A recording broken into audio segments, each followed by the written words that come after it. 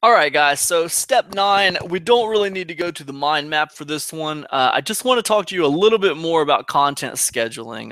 This is really, really important. Okay. I've built a YouTube channel up to almost 16,000 subscribers now. And I did it by basically, following two rules. One, I stayed in my lane. Basically, my videos were about the same subject of internet marketing, right? And two, I committed to publishing at least one video a week. It was okay if I published more than one video a week, but I could never publish less than one video a week. And that was my thing, and that's what I did. And just that consistency in publishing allowed me to build that YouTube channel up. Now, with podcasting, it's the same thing.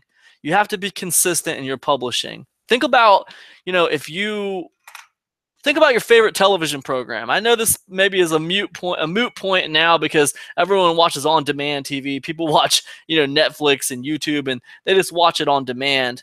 But if you could just imagine, if Netflix told you, hey, the new season of Ozark is going to be coming out on this day, right? And you were waiting for it, man, because you watched all the first season and you were ready to watch the next season, right?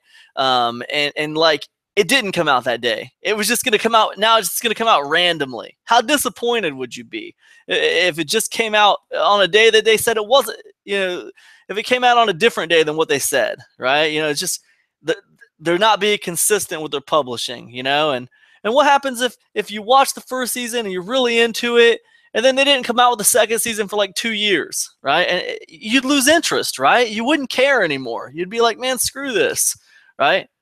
So to build an audience, it's really important to be consistent with your scheduling. If you can just keep publishing regularly, that will make up for a lot of weaknesses. That'll make up for a lot of things that you might be doing wrong. The more you publish, the better you're going to get, right? And that's just it. That's all there is to it. The more you publish, the better your shows are going to get, the better your delivery is going to get, the more people that are going to catch on to you, because you're just going to build a following. It's going to be like a snowball. The more you do it, the more people are going to listen. That's just all there is to it. Okay? So anyways, that's all I wanted to say about that. I just got into this podcasting game, you guys, but I love it. I think it's awesome so far. And it's very, very similar to YouTube to me. And it takes consistency in publishing. So that's what I'd say about that. For me, you guys, I'm gonna go once a week on my podcast, and I'll see how it goes. I think that it's the same. I think if you could go 2 or 3 times a week, that's optimal, right? If you can go once a week, that's okay. It depends on what you have time for, right? That's what I would say about that. And as far as Shoot the Gift goes, the game plan that I laid out for you, it has you scheduled to go once a week, just to upload one new piece of content a week. If you want to go more than that, go for it, man. If you feel like you can roll it out more than that, then do it. Do it. Do the best you can.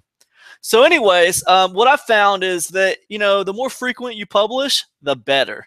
Right? I think about 3 to 4 times a week is optimal. Look at your favorite podcasts. Study some of your favorite podcasts and see how often they're publishing. One of my favorite podcasts is the Joe Rogan podcast. And, he's publishing 3 to 4 times a week. So I think that's optimal. I don't think you can argue with that. He's at the top of his game. So anyways, the other thing I would say about that is that really, really closely mirrors YouTube videos.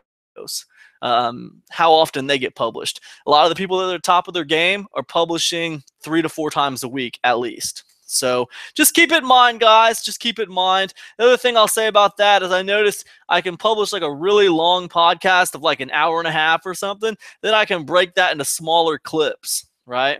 And I'll publish those throughout the week on my YouTube channel. I don't see why you couldn't do that on your podcast as well. Do have the long podcast, then have smaller little parts of the episode published, you know. That's just me. There's a lot of ways you could go about it. Experiment with it, you know, see how it goes.